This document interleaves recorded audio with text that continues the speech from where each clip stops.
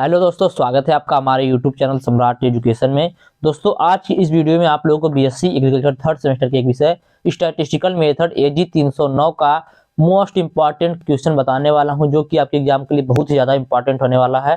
और आप लोगों के मन से मैं आज स्टैटिस्टिकल मेथड का डर भी खत्म करने वाला हूं। आप लोगों ने यदि यह वीडियो देख लिया और जिसके बाद एक और वीडियो आएगा उसको देख लिया, तो आप लोग का जिंदगी में कभी स्टैटिस्टिक्स मेथड में बैक नहीं लेगा, कि इसकी पूरी मैं 100% गारंटी लेता हूँ। लेकिन एक बात और मैं बताना चाहूंगा, आप लोग उसको भी अच्छे से सुन लीजिएगा और समझ लीजिएगा। तो आप लोग में से 90% बच्चे ऐसे हैं, 90% स्टूडेंट ऐसे हैं जो यह सोचते हैं कि मुझे न्यूमेरिकल नहीं आ रहा है स्टैटिस्टिकल मेथड का, तो मैं फेल हो जाऊंगा। तो मैं आप लोगों को बता दूं कि ऐसा कुछ नहीं होने वाला है। आप पूरे पेपर में देखेंगे तो आपको ज्यादा से ज्यादा 4 या 5 न्यूमेरिकल देखने को मिलेगा। पूरे पेपर की मैं बात कर रहा हूँ स्टैटिस्टिकल मेथड की, ठीक है। उसमें से कुछ क्वेश्चन जो होता है, एक लॉन्ग जो आपका लॉन्ग क्वेश्चन होता है उसमें एक न्यूमेरिकल आता है, और जो आपका शॉर्ट क्वेश्चन होता है उसमें 2 या 3 आता है, और एक वेरी शॉर्ट टाइप में भी न्यूमेरिकल दे देता है छोटा सा, ठीक है। तो मैं न्यूमेरिकल भी करवाऊंगा, ऐसी बात नहीं है। इसके बाद मैं 2 वीडियो के बाद एक वीडियो आएगा, उसमें न्यूमेरिकल भी कराया जाएगा। लेकिन जिसको न्यूमेरिकल नहीं आता उनके लिए यह बात है कि आप लोगों को कुछ भी परेशान होने की जरूरत नहीं है। न्यूमेरिकल 5 आता है और आपका जो क्वेश्चन आता है वह टोटल मिलाकर 60 और लॉन्ग का 13 क्वेश्चन आता है, ठीक है। 13 में से 5 क्वेश्चन जो होता है, ज्यादा से ज्यादा 5 क्वेश्चन मैं बोल रहा हूँ न्यूमेरिकल आता है। इसमें 1 या 2 शॉर्ट में भी, वेरी शॉर्ट में भी आता है। मान लीजिए आपका 3 न्यूमेरिकल हो गया, कितने में से 13 क्वेश्चन में से, ठीक है। तो आप यदि 10 क्वेश्चन भी करेंगे तो भी आपका अच्छा पेपर जाएगा, और आपको 8 और 7 ही क्वेश्चन करना भी होता है, ठीक है। तो 13 में से आप 6 क्वेश्चन छोड़ दीजिए, 7 क्वेश्चन करना है, तो आप लोग अच्छे से पास हो जाएंगे, अच्छे नंबर से पास होंगे, उसकी पूरी गारंटी है। आप लोग को थ्योरी पढ़ के पास होना है, न्यूमेरिकल के चक्कर में परेशान नहीं होना। न्यूमेरिकल के चक्कर को लेकर परेशान नहीं होना कि 3 दिन से आप लोग दूसरे सब्जेक्ट का छोड़ के आप सिर्फ स्टैटिस्टिकल मेथड के चक्कर में पड़ गए कि इसमें फेल हो जाएंगे, इसमें बैक लगता है। किसी का बैक नहीं लगेगा। आपको जो मैं बोल रहा हूँ उसको पढ़ लीजिए। तो चलिए बिना देरी के स्टार्ट करते हैं। और हाँ, यदि आप लोगों का कोई भी न्यूमेरिकल भी हो या कोई क्वेश्चन हो किसी भी सब्जेक्ट से, तो आप लोग डिस्क्रिप्शन में व्हाट्सएप ग्रुप का लिंक, व्हाट्सएप नंबर दिया गया है, वहां पे मैसेज करके पूछ सकते हैं। आपका कोई न्यूमेरिकल हो उसको भी पूछ सकते हैं, या किसी सब्जेक्ट से संबंधित कोई भी क्वेश्चन हो उसको भी पूछ सकते हैं। इसका पीडीएफ चाहिए तो भी उसी नंबर पर मैसेज करके इसका पीडीएफ भी ले सकते हैं। तो आप चलिए स्टार्ट करते हैं। ग्राफिकल रिप्रेजेंटेशन से आप क्या समझते हैं, इसका उद्देश्य बताइए, ठीक है। तो ग्राफिकल रिप्रेजेंटेशन को बोला जाता है आंकड़ा का बिंदु रेखन, ठीक है। आंकड़े की बिंदु रेखन से आप क्या समझते हैं, इसका उद्देश्य बताइए ग्राफिकल रिप्रेजेंटेशन से, ठीक है। चलिए देखते हैं। तो देखते हैं, ग्राफिकल रिप्रेजेंटेशन ग्राफ, आरेख, चार्ट और प्लॉट जैसे विभिन्न तरीकों के माध्यम से डेटा को दृश्य रूप से प्रदर्शित करने का एक रूप है, ठीक है। ग्राफिकल रिप्रेजेंटेशन ग्राफ, आरेख, चार्ट और प्लॉट जैसे विभिन्न तरीकों के माध्यम से डेटा को दृश्य रूप से प्रदर्शित करने का एक रूप है, ठीक है। यह विभिन्न प्रकार के ग्राफ के माध्यम से डेटा को सॉर्ट करने, विजुअलाइज करने, स्पष्ट तरीके से प्रस्तुत करने में मदद करता है। ग्राफिकल रिप्रेजेंटेशन जो है, यह विभिन्न प्रकार के ग्राफ के माध्यम से कोई भी डेटा हो उसको छोटा करने, विजुअलाइज करने और स्पष्ट तरीके से प्रस्तुत करने में क्या करता है, मदद करता है। सांख्यिकी मुख्य रूप से डेटा दिखाने के लिए ग्राफिकल प्रतिनिधित्व का उपयोग करती है। ग्राफिकल प्रतिनिधित्व को ही बोला जाता है आंकड़ों का बिंदु रेखन, ठीक है। तो सांख्यिकी मुख्य रूप से डेटा दिखाने के लिए ग्राफिकल प्रतिनिधित्व का उपयोग करती है। तो यही था आप लोगों का ग्राफिकल रिप्रेजेंटेशन। ग्राफिकल रिप्रेजेंटेशन क्या होता है, तो ग्राफिकल रिप्रेजेंटेशन ग्राफ, आरेख, चार्ट और प्लॉट जैसे विभिन्न तरीकों के माध्यम से डेटा को दृश्य रूप से प्रदर्शित करने का एक रूप होता है। यह विभिन्न प्रकार के ग्राफ के माध्यम से डेटा को छोटा करने, विजुअलाइज करने और स्पष्ट तरीके से प्रस्तुत करने में मदद करता है। सांख्यिकी मुख्य रूप से डेटा दिखाने के लिए ग्राफिकल प्रतिनिधित्व का उपयोग करता है। तो यह था डेटा रिप्रेजेंटेशन। आगे देखेंगे इसका उद्देश्य, इसका क्या उद्देश्य है, ठीक है। तो इसका उद्देश्य है डेटा को ग्राफिक रूप से प्रस्तुत करने का मुख्य उद्देश्य जानकारी दृश्य रूप से प्रदर्शित करना, ठीक है। डेटा को ग्राफिक रूप से प्रदर्शित करने का मुख्य उद्देश्य क्या है, जानकारी को दृश्य रूप से प्रदर्शित करना, जो जानकारी को कुशलता पूर्वक, स्पष्ट और सटीक रूप से समझने में मदद करता हो, ठीक है। जो क्या करता हो, जो जानकारी को कुशलता पूर्वक, स्पष्ट और सटीक तरीके से समझने में मदद करता हो। निष्कर्षों को संप्रेषित या कम्युनिकेट करने के साथ साथ डेटा का विश्लेषण करना भी इसका उद्देश्य होता है, ठीक है। इसका महत्व क्या है या उपयोगिता क्या है इसको भी समझ लीजिए थोड़ा सा। तो चित्र समंकों को सरल और सुबोध बनाते हैं, ठीक है। चित्र जो होते हैं, डाटा रिप्रेजेंटेशन जो होता है या क्या करता है, समंक जो आंकड़ा होते हैं उसको सरल और सुबोध बनाते हैं, मतलब पढ़ने योग्य बनाते हैं, ठीक है, समझने योग्य बनाते हैं। अधिक समय तक स्मरणीय रहता है। हम जो भी डेटा देखते हैं किसके माध्यम से, ग्राफ के माध्यम से, उसके माध्यम से हमें जो भी डेटा दिखाया जाता है वह स्मरणीय रहता है अधिक समय तक, मतलब अधिक समय तक याद रहता है, ठीक है। विशेष योग्यता की आवश्यकता नहीं होती, ठीक है। फोटो को देखकर कोई भी किसी भी बात को समझ सकता है, इसके लिए विशेष योग्यता की आवश्यकता नहीं पड़ती कि आप यदि ज्यादा पढ़े लिखे तभी आपको समझ में आएगा, ठीक है। समय व श्रम में भी बचत होती है। आप किसी भी चित्र को देख जितना जल्दी समझ सकते हैं उतना उस चित्र को पढ़ के नहीं समझ सकते, इसलिए आप ग्राफ के माध्यम से डेटा को देखकर जल्दी से समझ सकते हैं, समय की बचत होती है, ठीक है। ये आकर्षक एवं प्रभावशाली होते हैं। जो भी डाटा चित्र के माध्यम से रिप्रेजेंट किया जाता है, ग्राफ के माध्यम से रिप्रेजेंट किया जाता है, वह आकर्षक होता है, प्रभावशाली होता है, मतलब जो देखता है उसके ऊपर प्रभाव डालता है अपना, ठीक है। ये तुलना करने में भी सहायक होता है। एक डेटा मान लीजिए इधर से है, एक डेटा और है, तो इन दोनों को देखकर हम क्या कर सकते हैं, बिना पढ़े इन दोनों में आकलन कर सकते हैं, तुलना कर सकते हैं, ठीक है। तो यह था इनका उपयोग एवं महत्व। तो उम्मीद करते हैं पहला क्वेश्चन आपको अच्छे से एकदम समझ में आ गया होगा, कहीं से इस क्वेश्चन में कोई भी दिक्कत नहीं होगा। चलिए चलते हैं, अब आगे देखते हैं। देखिए मैं इसको ग्राफिकल रिप्रेजेंटेशन इसको बोला जाता है। तो मैं ऐसा इंग्लिश में क्यों बता रहे हैं इसको, देखिए जो ग्राफिकल रिप्रेजेंटेशन है इसको हिंदी में कई नामों से जाना जाता है, ठीक है, इसलिए मैं आप लोगों को हिंदी में बता दे रहा हूं। चलिए देखते हैं आगे। अगला क्वेश्चन है सहसंबंध क्या है, कोरिलेशन क्या है। तो सहसंबंध को बोला था कोरिलेशन, कोरिलेशन क्या है, ठीक है। तो सहसंबंध या कोरिलेशन एक सांख्यिकी माप है, सांख्यिकी में एक क्या है, माप है, जो यह व्यक्त करता है कि दो चर किस हद तक रैखिक रूप से संबंधित है। क्या प्रदर्शित करता है, कोरिलेशन यह प्रदर्शित करता है कि दो चर किस हद तक रैखिक रूप से संबंधित है, ठीक है। एक सकारात्मक सहसंबंध इंगित करता है कि वह चर किस हद तक समानांतर में बढ़ते या घटते हैं। एक नकारात्मक सहसंबंध इंगित करता है कि दूसरे की घटने पर एक चर किस हद तक बढ़ता है, ठीक है। ये देखिए बहुत इंपॉर्टेंट पॉइंट है। मैंने बताया कि सहसंबंध क्या होता है, सहसंबंध एक सांख्यिकी माप है जो यह व्यक्त करता है कि दो चर किस हद तक रैखिक रूप से संबंधित है। अब उसके बाद एक सकारात्मक सहसंबंध होता है, एक होता है नकारात्मक सहसंबंध। जो सकारात्मक सहसंबंध होता है वह इंगित करता है कि वह जो चर है वह किस हद तक समानांतर में बढ़ते या घटते हैं। उसका जो नकारात्मक संबंध है वह यह इंगित करता है कि दूसरे के घटने पर एक चर किस हद तक बढ़ता है, ठीक है। जो आपका समानांतर सकारात्मक सहसंबंध है वह क्या इंगित करता है, वह यह इंगित करता है कि कोई भी चर जो है वह किस हद तक समानांतर में बढ़ता है या घटता है, समानांतर में बढ़ता है या घटता है, ध्यान दीजिएगा।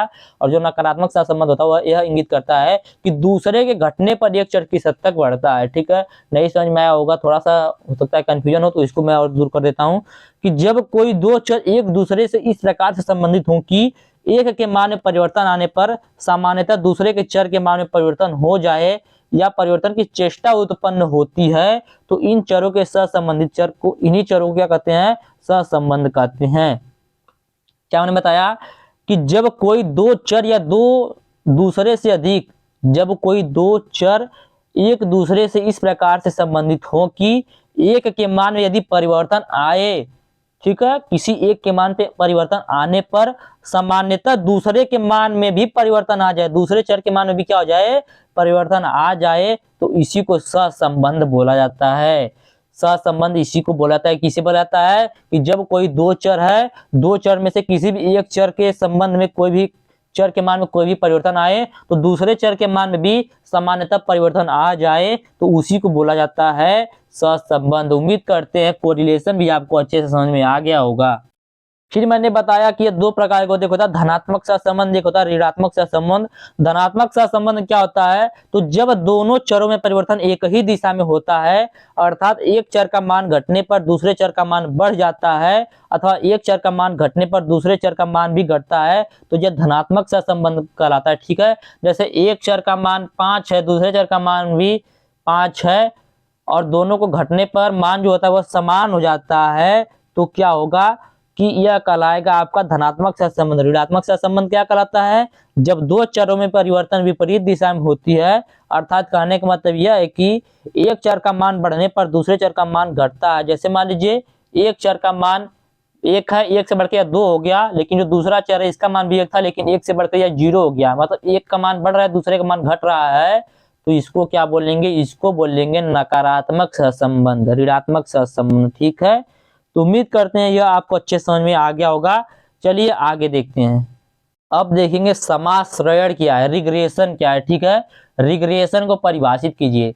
बहुत ज्यादा इंपॉर्टेंट जो भी मैं क्वेश्चन बता रहा हूँ है आपके एग्जाम के लिए। वीडियो थोड़ा सा लंबा हो सकता है, लेकिन बहुत ज्यादा हेल्पफुल आपके एग्जाम के लिए साबित होगा यह वीडियो। ठीक है, तो समाश्रयण या रिग्रेशन को परिभाषित कीजिए। क्वेश्चन ऐसा है, तो रिग्रेशन क्या होता है, तो रिग्रेशन एक स्टैटिस्टिकल टेक्निक होती है। क्या है, रिग्रेशन एक स्टैटिस्टिकल टेक्निक है, सांख्यिकी तकनीक है, जो एक डिपेंडेंट वेरिएबल की वैल्यू को एक या अधिक इंडिपेंडेंट वेरिएबल के माध्यम से आकलन करने के लिए इस्तेमाल होता है। अब आप लोग सोच रहे होंगे कि मैंने यहाँ पर अंग्रेजी का यूज क्यों किया है, तो इसलिए किया है कि यहाँ पर यदि मैं हिंदी का यूज करूंगा तो आप लोग को अच्छे समझ में नहीं आ पाएगा। हिंदी में इस सब्जेक्ट का जो भी नाम है, मान है, वो सब बहुत ज्यादा कठिन है। ठीक है, अब आपको देखिए समाश्रयण, यह आपको याद होगा, रिग्रेशन आपको याद हो जाएगा, समाश्रयण जल्दी याद नहीं होगा, इसलिए मैं थोड़ा थोड़ा इंग्लिश का भी यूज किया हूँ। ठीक है, तो रिग्रेशन एक स्टैटिस्टिकल टेक्निक है, जो एक डिपेंडेंट वेरिएबल की वैल्यू को एक या अधिक इंडिपेंडेंट वेरिएबल के माध्यम से आकलन करने के लिए इस्तेमाल होता है। यह एक पूर्वानुमानित मॉडलिंग टेक्निक है। पूर्वानुमान क्या होता है, मतलब किसी चीज के बारे में पहले से अनुमान लगाने के लिए रिग्रेशन का यूज किया जाता है। जैसे आप अभी गूगल पे सर्च करेंगे कि कल मौसम कैसा रहेगा, परसों मौसम कैसा रहेगा, तो यह सब स्टैटिस्टिक्स का ही देन है कि आप आकलन लगा पाते हैं, या कोई भी हो आकलन लगा पाता है, पूर्वानुमान कर पाता है। ठीक है, तो यह एक पूर्वानुमानित मॉडलिंग टेक्निक है, जिसका उद्देश्य एक डेवलपमेंट वेरिएबल की वैल्यू को इंडिपेंडेंट वेरिएबल के आधार पर अनुमानित करना होता है। ठीक है, रिग्रेशन को परिभाषित करने के लिए हम एक गणितीय मॉडल का इस्तेमाल करते हैं, जिसे रिग्रेशन समीकरण के रूप में भी व्यक्त किया जाता है। यह समीकरण डिपेंडेंट वेरिएबल को इंडिपेंडेंट वेरिएबल के तौर पर व्यक्त करता है। ठीक है, तो यही था आप लोगों का समाश्रयण या रिग्रेशन। एक और इसका डेफिनेशन सुनिएगा, लेक्चर जो कि बुक में दिया हुआ है उस हिसाब से मैं बता देता हूं। तो समाश्रयण एक गणितीय फलन है, जिसके द्वारा सहसंबंधित चरों में संबंध स्थापित किया जाता है। क्या कहता है, सहसंबंधित जो चर है, कोरिलेटिव जो चर है, उनमें क्या कहता है, संबंध स्थापित किया जाता है। इस फलन की सहायता से हम एक निश्चित मान के संगत दूसरे चर का संभावित मान ज्ञात कर सकते हैं। ठीक है, इस फलन की सहायता से हम एक निश्चित मान के संगत से दूसरे चर का संभावित मान ज्ञात कर सकते हैं। समाश्रयण एक फलन एक घाती है। ठीक है, यह फलन एक घाती है, तो समाश्रयण को भी रेखीय समाश्रयण कहते हैं। ठीक है, समाश्रयण को भी क्या कहते हैं, रेखीय समाश्रयण कहते हैं। तो समाश्रयण उम्मीद करते हैं आप लोग समझ गए होंगे।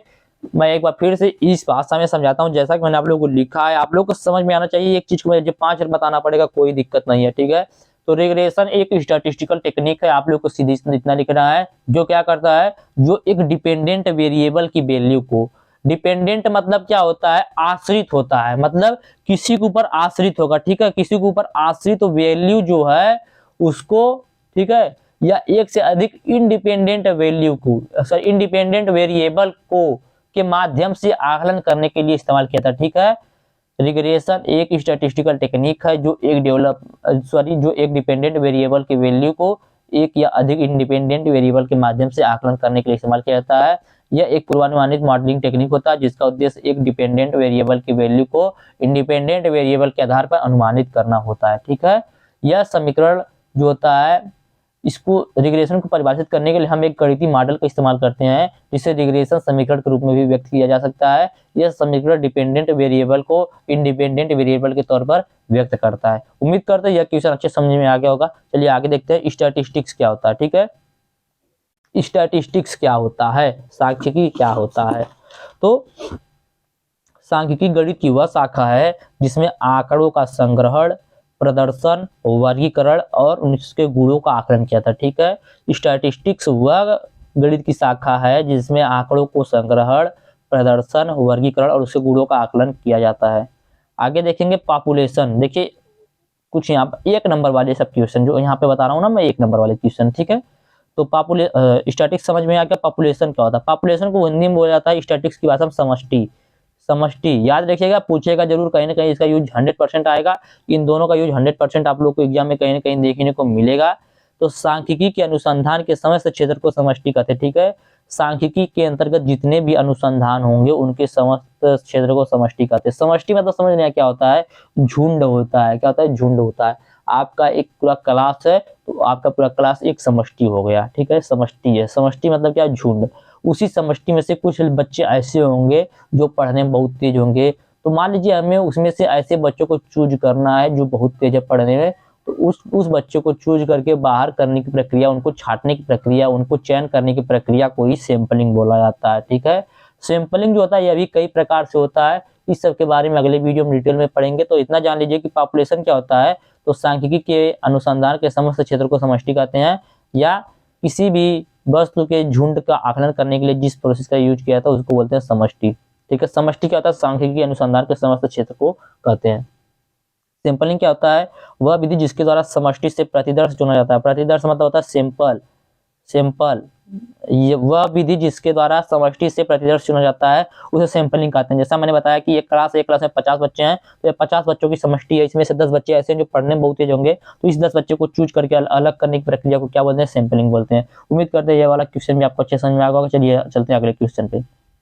अगला क्वेश्चन, टी परीक्षण क्या है? टी परीक्षण की मान्यताएं बताइए, ठीक है। देखिए टी परीक्षण बहुत ज्यादा इंपॉर्टेंट है। टी परीक्षण, जेड परीक्षण, काई परीक्षण टेस्ट, ठीक है। टी परीक्षण, जेड परीक्षण। तो जेड परीक्षण भी अगले वीडियो में बताऊंगा, टी परीक्षण और काई परीक्षण में इसी वीडियो में बताऊंगा। चलिए देखते हैं सबसे पहले टी परीक्षण क्या होता है। तो इस परीक्षण का प्रतिपादन WS गोसेट ने किया था। किसने किया था? WS गोसेट। WS गोसेट, ठीक है। इन्होंने क्या किया था? इसका प्रतिपादन किया था, इसको प्रतिपादित किया था इन्होंने, इसको बताया था। किसको? टी परीक्षण को। इनको स्टूडेंट के नाम से पुकारा जाता था। इन्होंने जब इसको बनाया, इसका प्रतिपादन किया, तो उस समय WS गोसेट को स्टूडेंट के नाम से पुकारा जाता था, स्टूडेंट के नाम से जाना जाता था। इसीलिए इस परीक्षण को भी स्टूडेंट टी परीक्षण कहा जाता है, ठीक है। तो टी परीक्षण को स्टूडेंट टी परीक्षण करके भी एग्जाम में दे सकता है। ध्यान दीजिएगा, क्यों? क्योंकि ये जो WS गोसेट है इनको सबसे पहले उस समय टी स्टूडेंट के नाम से जाना जाता था, इसलिए इनके परीक्षण को स्टूडेंट टी परीक्षण कहते हैं, ठीक है। यह क्या है? तो यह एक सांख्यिकी विधि है। क्या है? एक सांख्यिकी परीक्षण है, ठीक है, जिसका उपयोग परिकल्पना, परीक्षण तथा तंत्र या उपकरण के रूप में किया जाता है, जो किसी आबादी पर लागू होने वाली कुछ भविष्यवाणी के परीक्षण की अनुमति देता है, ठीक है। तो इस परीक्षण का प्रतिपादन WS गोसेट ने किया। इनको स्टूडेंट के नाम से पुकारा जाता था, इसलिए इस परीक्षण को स्टूडेंट टी परीक्षण कहते हैं। यह एक सांख्यिकी परीक्षण है जिसका उपयोग परिकल्पना, परीक्षण तंत्र या उपकरण के रूप में किया जाता है, जो किसी आबादी पर लागू होने वाली कुछ भविष्यवाणी के परीक्षण की अनुमति देता है। चलिए आगे देखते हैं इसी में। तो ये मैंने स्क्रीनशॉट लिया हुआ है गूगल से। तो टी टेस्ट का उपयोग एक परिकल्पना, परीक्षण तंत्र या उपकरण के रूप में किया जाता है, जो किसी आबादी पर लागू होने वाली कुछ भविष्यवाणी के परीक्षण की अनुमति देता है।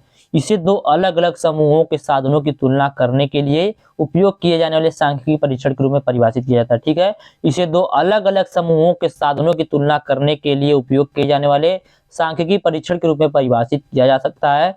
टी टेस्ट समग्र अंतर का एक पैरामीट्रिक परीक्षण होता है, ठीक है। जो टी टेस्ट होता है, टी परीक्षण होता है, वह समग्र अंतर का पैरामीट्रिक परीक्षण होता है, जिसका अर्थ होता है अन्य पैरामीट्रिक परीक्षणों की तुलना में डेटा के बारे में समान धारणा बनाना, ठीक है।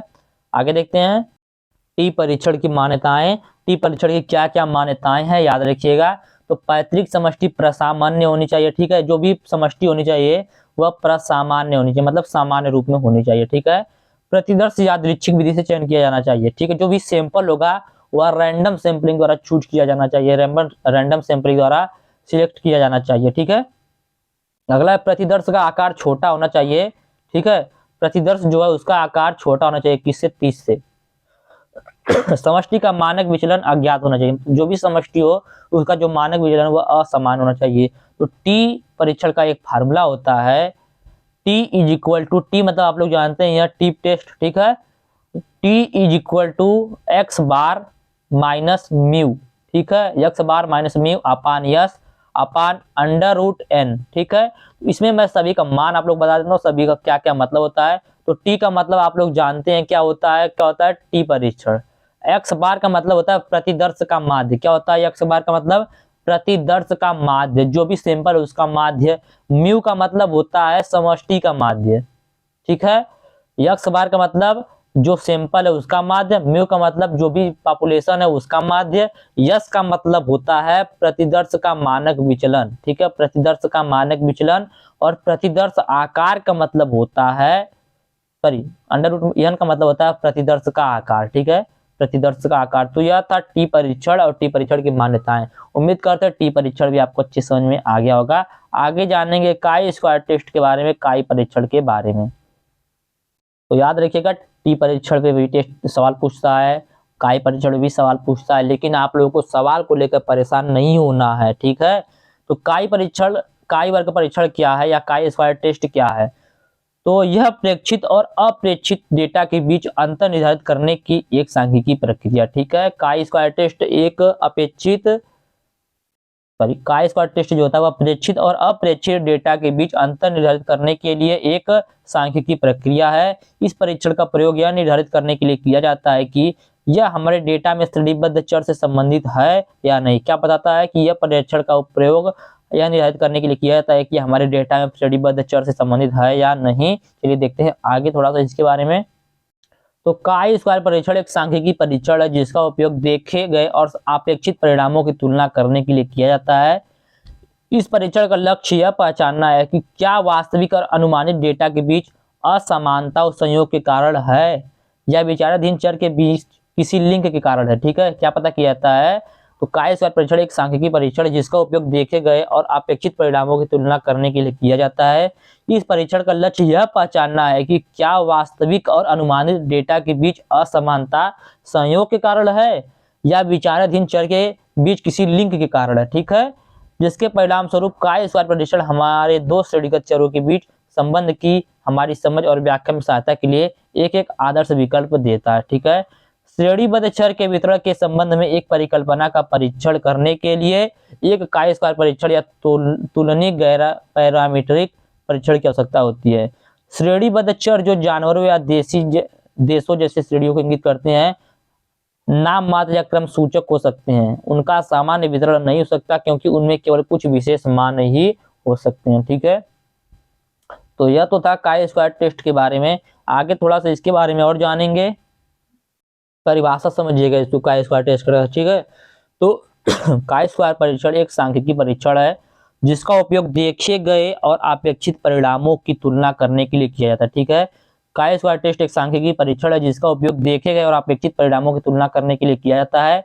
इस परीक्षण का लक्ष्य यह पहचानना होता है कि क्या वास्तविक और अनुमानित डेटा के बीच असमानता संयोग के कारण है या विचाराधीन चर के बीच किसी लिंक के कारण है, ठीक है। जिसके परिणाम स्वरूप काई स्क्वायर टेस्ट हमारे दो श्रेणीगत चरों के बीच संबंध की हमारी समझ को और व्याख्या में सहायता के लिए एक एक आदर्श विकल्प को देता है। श्रेणीबद्ध चर के वितरण में संबंध में एक परिकल्पना का परीक्षण करने के लिए एक काई स्क्वायर टेस्ट या तुलनीय गैर पैरामीट्रिक परीक्षण की आवश्यकता होती है। श्रेणीबद्ध चर जो जानवरों या देशों जैसी श्रेणियों को इंगित करते हैं, वह नाम मात्र या क्रम सूचक हो सकते हैं, उनका सामान्य वितरण नहीं हो सकता है क्योंकि उनमें केवल कुछ विशेष मान ही हो सकते हैं। अगला क्वेश्चन देखेंगे, सांख्यिकी शब्द से आप क्या समझते हैं? सांख्यिकी की परिभाषा और उद्देश्य समझाइए, ठीक है, जो कि बहुत ज्यादा इंपॉर्टेंट है। इससे रिलेटेड एक क्वेश्चन आपके एग्जाम में जरूर आएगा, ठीक है। सांख्यिकी शब्द से आप क्या समझते हैं, सांख्यिकी की परिभाषा बताइए, सांख्यिकी का उद्देश्य बताइए, सांख्यिकी का कार्य बताइए। तो चलिए देखेंगे सबसे पहले सांख्यिकी शब्द क्या है, सांख्यिकी शब्द की उत्पत्ति किस भाषा से हुई है, इसका मतलब क्या है, इसकी परिभाषा क्या है, इसका उद्देश्य क्या, इसका कार्य क्या, सब कुछ जानेंगे बहुत डिटेल में और अच्छे से। वीडियो लंबा होगा, कोई दिक्कत नहीं, आप लोग को रिक्वेस्ट रहेगा वीडियो पूरा देखिएगा। यदि आप लोगों का एग्जाम को डर होगा तो, यदि आप लोगों का कोई डर नहीं है एग्जाम का तो कोई दिक्कत नहीं है, ठीक है। चलिए देखते हैं। तो सांख्यिकी को अंग्रेजी में बोलते हैं स्टैटिस्टिक्स, ठीक है। तो स्टैटिस्टिक्स जो शब्द है, इस शब्द की उत्पत्ति इटालियन भाषा के शब्द स्टैटिस्टा, इटालियन भाषा के शब्द स्टैटिस्टा, लैटिन भाषा के शब्द स्टेटस या जर्मन भाषा के शब्द स्टैटिस्टिक से हुई है। याद रखिएगा, स्टैटिस्टिक शब्द की उत्पत्ति लैटिन भाषा के शब्द स्टैटिस्टा, सॉरी, इटालियन भाषा के शब्द स्टैटिस्टा, लैटिन भाषा के शब्द स्टेटस या जर्मन भाषा के शब्द स्टैटिस्टिक से हुई है। जिसका शाब्दिक अर्थ होता है, इन तीनों का शाब्दिक अर्थ है, इन तीनों के शब्द का अर्थ है पॉलिटिकल स्टेट। क्या है? पॉलिटिकल स्टेट या राजनीतिक राज्य। इन तीनों शब्दों का अर्थ क्या है? पॉलिटिकल स्टेट या राजनीतिक राज्य। याद रखिएगा, सांख्यिकी शब्द इटालियन भाषा के शब्द स्टैटिस्टा, लैटिन भाषा के शब्द स्टेटस, जर्मन भाषा के शब्द स्टैटिस्टिक्स हुई है, जिसका शाब्दिक अर्थ होता है पॉलिटिकल स्टेट या राजनीतिक राज्य। आगे चलिए देखते हैं, स्टैटिस्टिक शब्द का प्रयोग दो रूपों में होता है। ठीक है, स्टैटिस्टिक जो शब्द है इसका प्रयोग दो रूपों में होता है। एक वचन के रूप में इसका अर्थ सांख्यिकी विषय से, और दूसरे बहुवचन के रूप में इसका अर्थ समंक या आंकड़े से होता है। ठीक है, एक वचन के रूप में स्टैटिस्टिक शब्द का उपयोग सांख्यिकी विषय से होता है, और दूसरे बहुवचन के रूप में इसका उपयोग समंक या आंकड़ों से भी होता है। विश्व में सांख्यिकी का जनक R.A. फिशर को कहा जाता है। याद रखिएगा, ये बहुत ज्यादा इंपॉर्टेंट, एक नंबर में पूछ सकता है, और याद रखिएगा 100% हो सकता है इसमें से एक आ जाए, तीनों में से तीन बताऊंगा, तीनों में से एक आ सकता है। ठीक है, तो विश्व में सांख्यिकी का जनक R.A. फिशर को कहा जाता है। किसको कहा जाता है? R.A. फिशर को कहा जाता है। इनका पूरा नाम है professor Ronald Aylmer Fisher. Professor Ronald Aylmer Fisher इनका पूरा नाम है R.A. फिशर का। ठीक है, भारतीय सांख्यिकी का जनक प्रोफेसर पीसी महालनोबिस का कहा जाता है। किसको? Professor PC Mahalanobis. ठीक है, किसको कहा जाता है? Professor PC Mahalanobis. इनका पूरा नाम है प्रोफेसर प्रशांता चंद्र महालनोबिस। ठीक है, स्टैटिक्स शब्द जो यह है, इस शब्द को ग्राटफाइड अकेनवाल ने दिया है। किसने दिया है? प्रोफेसर ग्राटफाइड अकेनवाल ने दिया है। ठीक है, प्रोफेसर ग्राटफाइड अकेनवाल ने स्टैटिस्टिक शब्द नाम दिया है। अब इसका परिभाषा देखेंगे। तीनों के बारे में जान लिया हमने, जान लिया कि स्टैटिस्टिक्स जो शब्द है इसका क्या अर्थ है। ठीक है, अब इसके परिभाषा के बारे में जानेंगे। परिभाषा देखिए, इसकी परिभाषाएं जो होती है, एक है मॉडर्न डेफिनेशन, एक है ओल्ड डेफिनेशन, या इसको बोल सकते हैं एक संकीर्ण परिभाषा, एक व्यापक परिभाषा। तो दोनों को एक ही में देखेंगे। और देखिए, मैं कई सारे विशेषज्ञों के अनुसार बताऊंगा, तो आप लोग को भी याद रखना। एग्जाम पूछता है प्रोफेसर बाउले के अनुसार सांख्यिकी की परिभाषा दीजिए, पूछेगा प्रोफेसर बार्टिंगटन के अनुसार सांख्यिकी की परिभाषा दीजिए। तो याद रखिएगा, जो भी इंपॉर्टेंट होते हैं उनके बारे में आप लोगों को बताऊंगा। ठीक है, तो चलिए देखिए, सबसे पहले प्रोफेसर डॉक्टर बाउले के अनुसार इन्होंने सांख्यिकी के बारे में कई परिभाषाओं में कई बातें बताई। ठीक है, इसमें पहली बात इन्होंने बताई कि सांख्यिकी जो है गणना का विज्ञान है। किसका विज्ञान है? गणना का विज्ञान है। कौन? सांख्यिकी। इसके बाद इन्होंने बताया कि सांख्यिकी का सही अर्थ औसतों का विज्ञान है। प्रोफेसर बाउले ने पहले बताया कि सांख्यिकी जो है गणना का विज्ञान है, फिर उन्होंने बताया कि सांख्यिकी को सही अर्थ में औसतों का विज्ञान कहा जाता है। किसका? औसतों का विज्ञान कहा जाता है। फिर बताया इन्होंने कि सांख्यिकी वह विज्ञान है जो सामाजिक व्यवस्था को पूर्ण मानकर सभी रूपों में उसका मापन करती। ठीक है, सांख्यिकी विज्ञान की वह विज्ञान है, या सांख्यिकी वह विज्ञान है जो सामाजिक व्यवस्था को संपूर्ण मानकर सभी रूपों में उसका मापन करती है। तो यह इतना बात बताया किसने? प्रोफेसर बाउले ने। आगे देखेंगे बार्टिंगटन के अनुसार। बार्टिंगटन ने क्या परिभाषा दिया है सांख्यिकी का? बार्टिंगटन ने बताया कि सांख्यिकी अनुमानों और संभावितों का विज्ञान है। एक बात याद रखिएगा, जब आप लोगों को कोई डेफिनेशन न याद हो तो वहां पर एक लाइन का यह डेफिनेशन लिख दीजिएगा कि बार्टिंगटन ने बताया कि सांख्यिकी अनुमानों और संभावितों का विज्ञान है। बहुत अच्छी बात इन्होंने बताई है कि सांख्यिकी जो है अनुमानों और संभावितों का विज्ञान। मतलब क्या है इसका? मतलब क्या होने वाला उसका हम लोग अनुमान लगा लेते हैं। कोई कला है तो उसमें कितने बच्चे हैं, हम लोग सांख्यिकी के माध्यम से उसका अनुमान लगा सकते हैं। या 5 दिन बाद मौसम कैसा रहेगा, 5 दिन बाद बारिश होगी कि नहीं होगी, इसका हम लोग क्या कर सकते हैं? संभव होने की क्या करते हैं? संभावितों का भी पता लगा सकते हैं। मतलब इसीलिए इन्होंने कहा कि बार्टिंगटन ने बताया कि सांख्यिकी जो है अनुमानों और संभावितों का विज्ञान है। इसके बाद आए प्रोफेसर किंग। इनको मॉडर्न परिभाषा का जनक बोला था। इन्होंने मॉडर्न परिभाषा दिया है कि गणना अथवा अनुमानों के संग्रह के विश्लेषण के आधार पर प्राप्त परिणामों से सामूहिक, प्राकृतिक अथवा सामाजिक घटनाओं पर निर्णय करने की विधि को सांख्यिकी विज्ञान कहते हैं। ठीक है, प्रोफेसर किंग ने बताया कि गणना अथवा अनुमानों के संग्रह के विश्लेषण के आधार पर, गणना अथवा अनुमानों के संग्रह के विश्लेषण के आधार पर प्राप्त परिणामों से सामूहिक, प्राकृतिक अथवा सामाजिक घटनाओं पर निर्णय करने की विधि को ही सांख्यिकी विज्ञान कहते हैं। ठीक है, तो यहाँ पर आप लोगों को क्या देखने को मिला, हमने 3 डेफिनेशन बताया आप लोगों को। इन तीनों डेफिनेशन में आप लोगों को एक चीज देखने को मिला होगा कि सभी ने बताया कि यह विवेचना इसका सामूहिक रूप से होता है। ठीक है, सांख्यिकी का विवेचना जो होता है वो सामूहिक रूप से होता है, तीनों ने यही बताया। उसके बाद दूसरा पॉइंट तीनों में यह पाया गया कि सांख्यिकी विज्ञान ने प्राकृतिक या सामाजिक घटनाओं का विवेचन किया था। ठीक है, दूसरी बात तीनों डेफिनेशन में यह पाया गया कि सांख्यिकी विज्ञान में प्राकृतिक या सामाजिक घटनाओं का विवेचन किया जाता है। फिर तीसरी बात तीनों में यह पाया गया कि यह विवेचन गणना अथवा अनुमानों के द्वारा एकत्र किए हुए समंकों के विश्लेषण से प्राप्त परिणामों के आधार पर किया जाता है। तो यह 3 बात हमने तीनों में देखा। अब आगे देखेंगे सांख्यिकी की मुख्य परिभाषा, जो कि किसी ने नहीं बताया, तीनों को मिलाकर एक परिभाषा बनी है। ठीक है, तो सांख्यिकी एक कला और विज्ञान है। सांख्यिकी, एक बात और याद रखिएगा, पूछता है सांख्यिकी एक कला है या विज्ञान है, तो आप बताइएगा। ऐसे पूछेगा कि सांख्यिकी एक कला है या विज्ञान है। यदि सांख्यिकी विज्ञान है तो हमें उसकी परिभाषा दीजिए, सांख्यिकी कला है तो उसके बारे में बताइए, क्यों कला है क्यों विज्ञान है। तो आपको वहां पर कंफ्यूज करने के लिए कुछ भी दे सकता है, तो आप लोग याद रखिएगा सांख्यिकी एक कला और विज्ञान दोनों है। ठीक है, तो सांख्यिकी एक कला और विज्ञान है जो सामाजिक, आर्थिक, प्राकृतिक व अन्य समस्याओं से संबंधित समंकों के संग्रहण। देखिए जो समंक है ना, समंक का मतलब होता है आंकड़ा या डाटा। ठीक है, तो सांख्यिकी एक कला और विज्ञान है जो सामाजिक, आर्थिक, प्राकृतिक व अन्य समस्याओं से संबंधित समंकों के संग्रहण, वर्गीकरण मतलब डाटा को संग्रहित करने, वर्गीकृत करने, सारणी में प्रस्तुत करने, संबंध स्थापित करने, निर्वचन और पूर्वानुमान से संबंधित होने वाला एक विज्ञान है। ठीक है, जिसका उद्देश्य है, जिसका निर्धारित उद्देश्य की पूर्ति हो सके, यही इसका उद्देश्य है। ठीक है, तो यह था आपको सांख्यिकी की परिभाषा, सांख्यिकी का अर्थ। आगे देखेंगे सांख्यिकी का उद्देश्य, जो कि मैं आप लोगों को ऐसे बताऊंगा लेक्चर के माध्यम से। तो सुनिएगा सांख्यिकी का क्या महत्व है।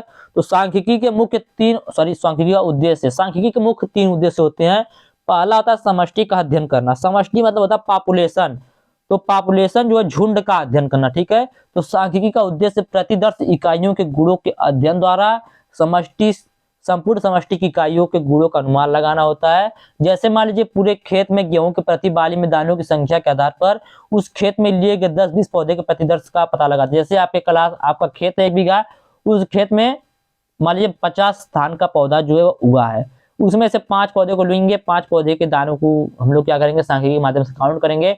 उसके बाद हम क्या करेंगे, सांख्यिकी के माध्यम से पूरे 50 दानों का अनुमान लगा लेंगे। तो इसका पहला उद्देश्य यही है कि समष्टि का अध्ययन करना। ठीक है, दूसरा इसका उद्देश्य विचरण तथा इसके कारणों का अध्ययन करना। विचरण मतलब वेरिएशन और इसका क्या कारण उसका अध्ययन करना। ठीक है, तो विचरण जो होता है प्रकृति का नियम होता है, वेरिएशन प्रकृति का नियम है।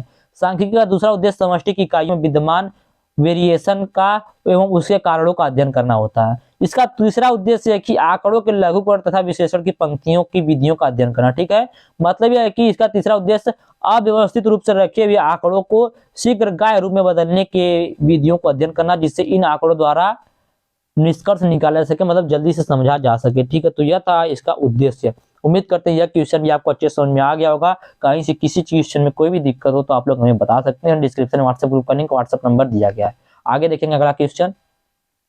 आगे देखेंगे अगला क्वेश्चन है केंद्रीय प्रवृत्ति की माप से आप क्या समझते हैं। ठीक है, इसके वर्गीकरण को समझाइए, इसके वर्गीकरण को समझाइए या प्रकार भी बताइए। मैंने लिख दिया प्रकार भी बताइए। तो वर्गीकरण या प्रकार दोनों बात एक ही है, तो थोड़ा सा हो जाता है गलती कभी कभी, तो मैनेज कर लीजिएगा आप लोग। केंद्रीय प्रवृत्ति की माप से आप क्या समझते हैं, इसके वर्गीकरण को समझाइए। तो चलिए देखते हैं केंद्रीय प्रवृत्ति की माप क्या होती है। इसको इंग्लिश में बोलते हैं मेजर ऑफ सेंट्रल टेंडेंसी। ठीक है, मेजर ऑफ सेंट्रल टेंडेंसी।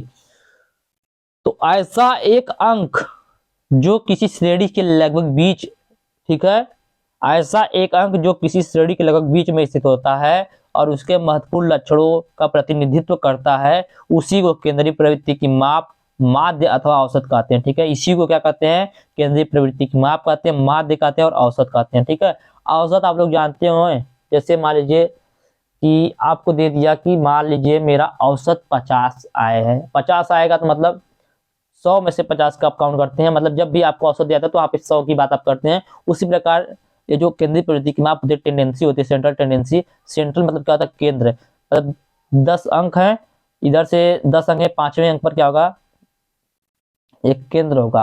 तो इसी केंद्र के आसपास के लक्षणों का प्रतिनिधित्व कौन करता है? एक केंद्र करता है, इसलिए बोलते हैं केंद्रीय प्रवृत्ति की माप इसे, ठीक है। तो थोड़ा सा बोलते बोलते प्रॉब्लम हो रहा है, कोई दिक्कत नहीं है। आज का इस वीडियो थोड़ा सा लंबा होगा चलेगा, लेकिन आप लोगों का पूरा क्लियर होना चाहिए, ठीक है। तो ऐसा एक अंक जो किसी श्रेणी के लगभग बीच में स्थित होता है और उसके महत्वपूर्ण लक्षणों का प्रतिनिधित्व करता है, उसी को केंद्रीय प्रवृत्ति की माप कहते हैं, ठीक है। क्या बोल रहा है कि ऐसा कोई अंक जो किसी श्रेणी के लगभग बीच में स्थित होता है, केंद्र में स्थित होता है और उसके महत्वपूर्ण लक्षणों का प्रतिनिधित्व करता है, उसी को केंद्रीय प्रवृत्ति की माप, माध्य अथवा औसत कहते हैं। इस स्थिति को संबंधी माप भी कहा जाता है, ठीक है। तो इसको बताया किसने? क्लार्क एवं सकार्डे ने। तो क्लार्क और सकार्डे के अनुसार देखेंगे तो चार वैज्ञानिक हैं, चार विशेषज्ञ जिनके बारे में हम लोग देखेंगे। तो क्लार्क एवं सकार्डे ने बताया कि माध्य जो है समांकों के संपूर्ण का विवरण प्रस्तुत करने के हेतु कोई अकेला अंक प्राप्त करने का प्रयास है, ठीक है। माध्य समांकों के संपूर्ण डाटा का विवरण प्रस्तुत करने हेतु कोई अकेला अंक प्राप्त करने का प्रयास है। उसके बाद सिम्पसन और काफ्का है, उन्होंने बताया कि केंद्रीय प्रवृत्ति की माप एक ऐसा मूल्य होता है जिसके आसपास अन्य संख्या केंद्रित होती है। क्या बताया इन्होंने बताया कि केंद्रीय प्रवृत्ति की माप एक ऐसा मूल्य होता है जिसके आसपास अन्य संख्या केंद्रित होती है, ठीक है। तो उम्मीद करते हैं यह समझ में आ गया होगा। आगे देखेंगे इसका क्लासिफिकेशन या इसको प्रकार बोल सकते हैं। तो यह 3 प्रकार का होता है। तो प्रकार इसका जानेंगे, क्लासिफिकेशन, ठीक है। इसको 3 प्रकार में बांटा गया, ठीक है। 3 भागों में इसको वर्गीकृत किया गया है। पहला है माध्य, दूसरा माध्यिका, तीसरा बहुलक, ठीक है। और एग्जाम में सबसे ज्यादा क्वेश्चन पूछता है बहुलक से और माध्य से, याद रखिएगा। तीनों से क्वेश्चन पूछता है लेकिन ज्यादा से ज्यादा बहुलक से पूछता है। तो जानेंगे तीनों के बारे में और इन सभी के पार्ट के भी बारे में जानेंगे, ठीक है। तो पहला है माध्य। माध्य को बोला था मीन। मीन जो होता है यह 4 प्रकार का होता है: समांतर माध्य, गुणोत्तर माध्य, हरात्मक माध्य, भारित माध्य। समांतर माध्य, गुणोत्तर माध्य, हरात्मक माध्य, भारित माध्य। तो ये होता है 4 प्रकार का कौन? माध्य, ठीक है। इसके बाद अगला है माध्यिका। माध्यिका को बोला जाता है मीडियन, ठीक है। और तीसरा है बहुलक। बहुलक को बोला जाता है मोड। तो मोड, मीन, मीडियन, ठीक है। मोड, मीन, मीडियन 3 प्रकार होते हैं किसके? केंद्रीय प्रवृत्ति की माप के, ठीक है। सबसे पहले हम लोग जानेंगे समांतर माध्य के बारे में। सबसे पहले जानेंगे माध्य क्या होता है, ठीक है। तो माध्य तो आप लोगों ने अभी पढ़ लिया, जो केंद्रीय प्रवृत्ति की माप मैंने बताया कि बीच में होता है, केंद्र में होता है, वही एक केंद्रीय प्रवृत्ति की माप। अब जानेंगे समांतर माध्य। समांतर माध्य क्या होता है? तो समांतर माध्य या अंकगणितीय माध्य वह माध्य अथवा भागफल होता है जो किसी समग्र श्रेणी के समस्त पदों के मूल्यों के योग को उनकी संख्या से भाग देने पर प्राप्त होता है, ठीक है। समांतर माध्य क्या होता है? तो समांतर माध्य वह माध्य अथवा भागफल होता है जो किसी समग्र श्रेणी के समस्त पदों के मूल्य के योग को उनकी संख्या से भाग देने पर प्राप्त होता है, ठीक है। इसको यक्ष बार से प्रदर्शित करते हैं, ठीक है। समांतर माध्य को यक्ष बार से प्रदर्शित करते हैं। चलिए आगे देखते हैं। दूसरा, हम लोग ये जो टाइप है इन सभी के बारे में लेक्चर से ही पढ़ेंगे क्योंकि लिखने में बहुत अधिक समय लग जाता है। गुणोत्तर माध्य देखेंगे, इन सभी पे न्यूमेरिकल कराया जाएगा आप लोगों को। इसके बाद एक वीडियो आएगा, उसके बाद जो वीडियो आएगा उसमें, ठीक है। तो गुणोत्तर माध्य क्या होता है? इसको बोलते हैं जियोमेट्रिक मीन। यह क्या होता है? तो किसी श्रेणी के n पदों के योगफल का nवां मूल श्रेणी का गुणोत्तर माध्य कहलाता है, ठीक है। किसी श्रेणी के समस्त n पदों के गुणोत्तर का nवां मूल श्रेणी का गुणोत्तर माध्य कहलाता है। इसे gm से प्रदर्शित करते हैं, इसे gm से प्रदर्शित किया जाता है, ठीक है। किससे? gm से प्रदर्शित किया जाता है। इन सभी के बारे में पूछ देता है 1 नंबर में। आगे देखेंगे हरात्मक माध्य के बारे में। तो हरात्मक माध्य क्या होता है? ध्यान से समझिएगा हरात्मक माध्य को। इसको बोलते हैं हार्मोनिक मीन। तो किसी श्रेणी के चरों के व्युत्क्रम समांतर माध्य का व्युत्क्रम हरात्मक माध्य कहा जाता है, ठीक है। किसी श्रेणी के चरों के व्युत्क्रमों के समांतर माध्य का व्युत्क्रम हरात्मक माध्य कहा जाता है, ठीक है। चलिए आगे देखेंगे किसके बाद हरात्मक बाद भारित माध्य, वेटेड मीन। तो जब भिन्न भिन्न पद भिन्न भिन्न महत्व के होते हैं तो इस स्थिति में समांतर माध्य ज्ञात नहीं किया जाता बल्कि भारित माध्य ज्ञात किया जाता है, ठीक है। जब भिन्न भिन्न पद भिन्न भिन्न महत्व के होते हैं तो इसी स्थिति में समांतर माध्य ज्ञात नहीं करके बल्कि भारित माध्य ज्ञात किया जाता है। तो यह आपका पूरा माध्य जो था वह खत्म हो चुका है। अब हम लोग पढ़ेंगे माध्यिका के बारे में, ठीक है। माध्यिका क्या होती है समझिएगा। तो यदि आंकड़ों के उनके परिणाम के अनुसार आरोही अथवा अवरोही क्रम में रखा जाए तो उस श्रेणी के पद का मूल्य माध्यिका कहलाता है। ठीक है, मीडियन कहलाता है। यदि आंकड़ों को उनके परिणाम के अनुसार आरोही तथा अवरोही क्रम में, मतलब आरोही मतलब बढ़ते क्रम, अवरोही मतलब घटते क्रम, तो यदि आंकड़े के उनके परिणाम के अनुसार आरोही तथा अवरोही क्रम में रखा जाए तो उस श्रेणी के पद का मूल्य माध्यिका कहलाता है। ठीक है, प्रत्येक माध्यिका को यम से निरूपित किया था। ठीक है, माध्यिका को यम से प्रदर्शित किया जाता है, मीडियन। ठीक है, इसको प्रोफेसर कार्नर ने बताया कि माध्यिका समग्र श्रेणी का वह पद अथवा मूल्य होता है जो समूह को दो समान भागों में इस प्रकार विभक्त करता है कि एक भाग में समस्त मूल्य माध्यिका से अधिक और दूसरे भाग में समस्त मूल्य माध्यिका से कम हो। ठीक है, तो यह माध्यिका के बारे में हो गया। आगे जानेंगे बहुलक के बारे में। ठीक है, किसके बारे में जानेंगे? बहुलक के बारे में। इन सभी पे क्वेश्चन पूछता है एग्जाम में, याद रखिएगा, इन सभी पे क्वेश्चन एग्जाम में पूछता है। अगला देखेंगे बहुलक या मोड। तो समग्र श्रेणी में वह पद मूल्य जिसकी आवृत्ति सबसे अधिक हो वही बहुलक कहलाता है। ठीक है, वह पद या मूल्य जिसमें किसी शब्द की आवृत्ति बार बार हो, एक बार से ज्यादा हो या बार बार हो, उसी को बहुलक कहते हैं। ठीक है, समग्र श्रेणी में वह पद जिसकी आवृत्ति सबसे अधिक हो वह बहुलक कहलाता है। दूसरे शब्दों में श्रेणी में सबसे अधिक बार आने वाले पद मूल्य को बहुलक या भूइष्ठ कहते हैं। ठीक है, इसको बार्डिंगटन ने बताया कि भूइष्ठक महत्वपूर्ण प्रकार, रूप या पद या आकार का सबसे अधिक घनत्व की स्थिति के रूप में परिभाषित किया था। ठीक है, मान लीजिए कोई संख्या है 1 से लेकर 50 तक, इसमें 10 जो है बार बार आ रहा है, तो यही क्या हो जाएगा? यही इसका बहुलक हो जाएगा। ठीक है, चलिए आगे देखते हैं अगला क्वेश्चन, हिस्टोग्राम। हिस्टोग्राम बहुत ज्यादा इंपॉर्टेंट है। हिस्टोग्राम एग्जाम में पूछता है बार बार। हिस्टोग्राम आयत चित्र। आयत चित्र क्या होता है? आयत चित्र के बारे में बताइए, आयत चित्र को बताइए। तो इस प्रकार से क्या आयत चित्र होता है, मैं बता रहा हूँ। मेरा जब एग्जाम था स्टैटिस्टिकल मेथड का, तो मैं सिर्फ यही आयत चित्र, मैं आप लोगों को रियलिटी बता रहा हूँ। देखिए, मुझे भी मैथ में ज्यादा इंटरेस्ट नहीं है ना, मुझे मैथ ज्यादा समझ में आता है। ठीक है, मैं सीधी सीधी बात आप लोग बता रहा हूँ, मैं अपना अनुभव आप लोगों के सामने बता रहा हूँ। मैं पूरा एग्जाम इसी हिस्टोग्राम को लिखकर पास हुआ हूँ। एग्जाम में हिस्टोग्राम बहुत ज्यादा पूछता है। हिस्टोग्राम आप लोग बनाना बस यदि सीख गए तो आप लोग का बहुत अच्छा एग्जाम चला जाएगा। इतना जो भी बताया उसको भी जानकारी रखना जरूरी है। ठीक है, यहाँ पर क्या होता है? ओ होता है, यहाँ पर एक्स एक्सिस होता है, यहाँ पर वाई एक्सिस होता है। ठीक है, तो यहाँ हिस्टोग्राम का मतलब क्या होता है? हिस्टोग्राम एक ग्राफ होता है। ठीक है, यहाँ पर डाटा बनता है, आंकड़ा बनता है। ठीक है, इस प्रकार से आंकड़ा बनता है। ठीक है, इस प्रकार से देखे होंगे आप लोग कहीं न कहीं पर, इस प्रकार से क्या होता है? आंकड़ा बनता है। देखा आप लोग, सॉरी उल्टा बन गया है, ऊपर जाना चाहिए तो मैंने नीचे ला दिया है। अभी आप लोग देखेंगे आगे समझ में आ जाएगा। ठीक है, इस प्रकार से बनता है। फिर मैं बना के दिखाई देता हूँ। ठीक है, इस प्रकार से देखिए हो गया ना। तो एक यहाँ से रहेगा इस प्रकार से नीचे तक। ठीक है, फिर यहाँ पर एक रहेगा यहाँ इस प्रकार से नीचे तक, फिर यहाँ से एक रहेगा इस प्रकार से नीचे तक, फिर यहाँ से इस प्रकार से नीचे तक। इस प्रकार से एक डाटा बनता है जिसको बोलता है हिस्टोग्राम। क्या बोलता है? हिस्टोग्राम। चलिए देखते हैं हिस्टोग्राम के बारे में। हिस्टोग्राम क्या है? तो हिस्टोग्राम निरंतर कक्षाओं के साथ समूहीकृत आवृत्ति वितरण का एक ग्राफिकल प्रतिनिधित्व है। ठीक है, रिप्रेजेंटेशन बोला जाता है इसको, प्रतिनिधित्व को। ठीक है, हिस्टोग्राम निरंतर कक्षाओं के साथ सामूहिकृत आवृत्ति वितरण का एक ग्राफिकल प्रतिनिधित्व है। यह एक क्षेत्र आरेख है और इसे आधारों के साथ साथ वर्ग सीमाओं के बीच के अंतराल और संबंधित वर्गों की आवृत्तियों के अनुपातिक क्षेत्रों के साथ आयतों के एक सेट के रूप में परिभाषित किया जा सकता है। समझिएगा क्या मैं बता रहा हूँ, इंपॉर्टेंट है, बहुत ज्यादा मैं बोल रहा हूँ ना, मैं यही लिखकर पास हुआ हूँ एग्जाम में। ठीक है, तो हिस्टोग्राम निरंतर कक्षाओं के साथ समूहीकृत आवृत्ति वितरण का एक ग्राफिकल प्रेजेंटेशन है। यह एक क्षेत्र आरेख है और इसे आधारों के साथ साथ वर्ग सीमाओं के बीच के अंतराल और संबंधित वर्गों में आवृत्तियों के अनुपातिक क्षेत्रों के साथ साथ आयतों के एक सेट के रूप में प्रदर्शित किया जा सकता है। ऐसे निरूपण में सभी आयत आसन्न होते हैं। सभी आयत क्या होते हैं? आसन्न होते हैं, क्योंकि आधार वर्ग सीमाओं के बीच के अंतराल को कवर करता है।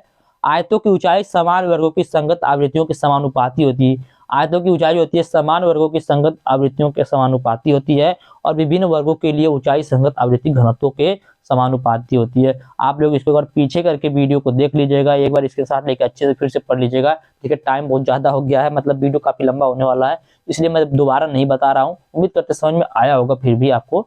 चलिए आगे चलते हैं, थोड़ा सा इसमें और देखेंगे। दूसरे शब्दों में कहें तो हिस्टोग्राम एक आरेख है जिसमें आयत शामिल होते हैं। आप लोग देखिए यही लिखिएगा, यदि आपको 1 नंबर में आया हिस्टोग्राम, देखिए 1 नंबर में भी आता है, 5 नंबर में भी, 7 नंबर में भी। 1 नंबर में आया या 7 नंबर में आया, आप लोग पहले एक बार बना के लिखिएगा हिस्टोग्राम क्या है।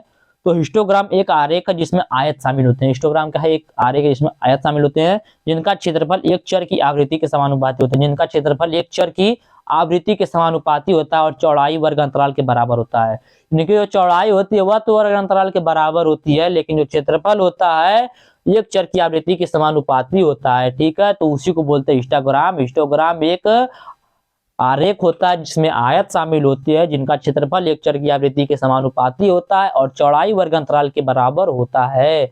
आगे चलिए देखते हैं इसके बारे में थोड़ा सा और जानकारी। पूछता है हिस्टोग्राम का उपयोग कब करें, कहां पर करें, ठीक है, या कब करें। तो हिस्टोग्राम ग्राफ का उपयोग कुछ शर्तों के तहत किया जाता है।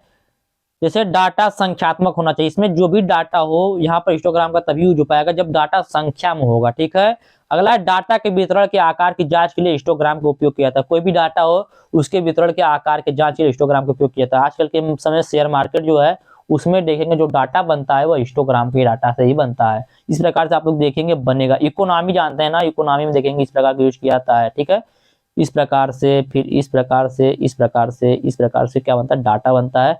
अभी इसका फोटो में इसका ग्राफ आप लोगों को दिखाऊंगा। ठीक है, यह जांचने के लिए उपयोग किया जाता है कि प्रक्रिया एक अवधि से दूसरी अवधि में बदलती है या नहीं। ठीक है, हिस्टोग्राम यह जांचने के लिए प्रयोग किया जाता है कि प्रक्रिया एक अवधि से दूसरी अवधि में बदलती है या नहीं। ठीक है, अगला पॉइंट यह निर्धारित करने के लिए उपयोग किया जाता है कि जब इसमें दो या दो से अधिक प्रक्रियाएं शामिल होती हैं तो आउटपुट अलग होता है या नहीं। ठीक है, अगला पॉइंट है इसका उपयोग यह विश्लेषण करने के लिए किया जाता है कि दी गई प्रक्रिया ग्राहकों की आवश्यकताओं को पूरा करती है या नहीं पूरा करती है। ठीक है, तो यह हिस्टोग्राम के बारे में था। हिस्टोग्राम को दिखा देता हूं मैं थोड़ा सा आप लोगों को, तो आप लोग हिस्टोग्राम को थोड़ा सा देख लीजिए। थोड़ा सा मैं जूम भी कर देता हूँ। देखिए यहाँ पर एक्स एक्सिस, यहाँ पर वाई एक्सिस, यहाँ पर ओवर। ठीक है, इस प्रकार से आपको एक ग्राफ बना हुआ दिख रहा है यहाँ पर। ठीक है, जैसा कि मैंने आप लोग बताया, यहाँ पर देखिए जो डाटा वह बराबर है। यहाँ पर डाटा आगे बढ़ गया, ऊपर चला गया, उससे बढ़ गया, ऊपर चला गया, फिर यहाँ पर डाटा नीचे आ गया, फिर यहाँ पर डाटा उससे नीचे आ गया। तो इस प्रकार से यह ग्राफ एक है जो कि हमारी इकोनॉमी में बहुत ज्यादा यूज किया जाता है इसका, और हमारी स्टैटिस्टिक्स में बहुत ज्यादा इंपॉर्टेंट है यह ग्राफ। तो उम्मीद करते हैं आपको हिस्टोग्राम भी अच्छे समझ में आ गया होगा।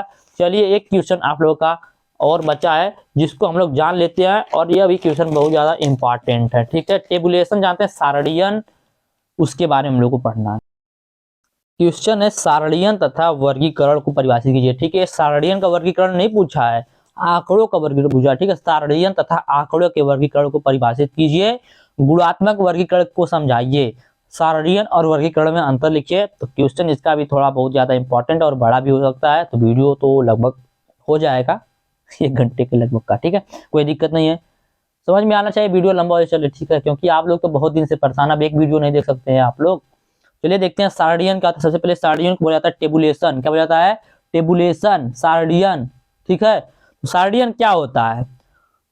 तो वर्गीकृत आंकड़ों को सरल और संक्षिप्त के लिए, ठीक है, वर्गीकृत आंकड़ों को सरल और संक्षिप्त के लिए सारणियों में प्रस्तुत करने की क्रिया को सारणीयन या सारणीकरण कहा जाता है। वर्गीकृत आंकड़ों को सरल और संक्षिप्त करने के लिए सारणियों में प्रस्तुत करने की जो क्रिया होती है उसको सारणीयन कहा जाता है। क्या कहा जाता है? सारणीयन कहा जाता है। ठीक है, जैसे एग्जांपल समझिएगा सारणीयन, जैसे मान लीजिए डाटा है, वर्गीकृत एक डाटा है। इधर मान लीजिए राज्य लिख देंगे, राज्य कौन सा, इधर जनसंख्या लिख देंगे। जैसे मान लीजिए हमारे उत्तर प्रदेश है, उत्तर प्रदेश की कितनी जनसंख्या है यहाँ पर लिखेंगे। तो ये जो हमने अलग अलग लिखा ना, यह सारणी बनाकर एक लिखा, तो यही होता है सारणीयन। ठीक है, अभी समझ में आ जाएगा आप लोगों को। देखिए समझाने का उतना तो समय नहीं है, लेकिन फिर मैं थोड़ा थोड़ा बता दे रहा हूँ। वर्गीकृत आंकड़ों को सरल और संक्षिप्त के लिए सारणियों में प्रस्तुत करने की क्रिया को सारणीयन कहते हैं। इसको कानर ने बताया, कानर एक है इसके विशेषज्ञ, उन्होंने बताया कि सारणीयन किसी विचाराधीन समस्या को स्पष्ट करने के उद्देश्य से किया जाने वाला सांख्यिकी तथा क्रमबद्ध एवं सुव्यवस्थित प्रस्तुतिकरण है। ठीक है, इसको कानर ने बताया। फिर ब्लेयर आए, ब्लेयर ने बताया कि विस्तृत अर्थ में आंकड़ों के स्तंभों और पंक्तियों में किसी क्रमबद्ध व्यवस्था को सारणीयन कहा जाता है। क्या बताया इन्होंने? कि विस्तृत अर्थ में आंकड़ों के स्तंभों और पंक्तियों में किसी क्रमबद्ध व्यवस्था को सारणीयन कहते हैं। ठीक है, इन सभी बातों को तो आपने सुन लिया। यदि सरल शब्दों में समझे तो सांख्यिकी समांकों को स्तंभों व पंक्तियों में क्रमबद्ध रूप से प्रस्तुत करने की क्रिया को कहा जाता है। ठीक है, सांख्यिकी समांकों को स्तंभों व पंक्तियों में क्रमबद्ध रूप से प्रस्तुत करने की क्रिया को सारणी कहा जाता है। ठीक है, सारणीयन कहा जाता है। सारणीयन समझ में आ गया। अब चलिए देखते हैं वर्गीकरण या क्लासिफिकेशन क्या होता है। तो वर्गीकरण क्या होता है? तो वर्गीकरण क्या होता है? संकलित आंकड़ों को किसी गुण के समान पर संकलित आंकड़ों को किसी गुण के आधार पर समान व असमान कर अलग अलग भागों में बांटने की प्रक्रिया को वर्गीकरण कहा जाता है। ठीक है, संकलित आंकड़ों को किसी गुण के समान पर गुण के आधार पर समान व असमान करके अलग अलग भागों में बांटने की प्रक्रिया को वर्गीकरण कहते हैं। और वर्गीकृत आंकड़ों को सरल और संक्षिप्त रूप से सारणी में प्रस्तुत करने की प्रक्रिया को सारणीकरण कहते हैं।